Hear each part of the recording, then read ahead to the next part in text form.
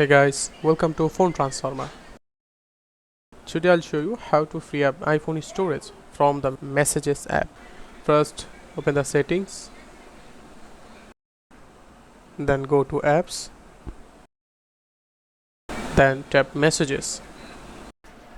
Scroll down and tap Keep Messages. You'll see option like 30 days and 1 year or forever.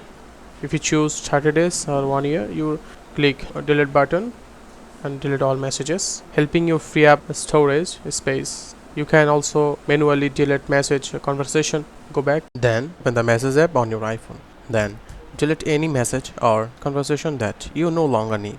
After that, tap Edit and select Recently Deleted.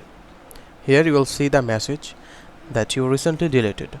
Select the message you want to permanently remove and then tap Delete at the bottom. This will permanently delete those messages and can help free up some storage space on your iPhone. That's it. If you found this video helpful, don't forget to like and subscribe for more iPhone tips and tricks.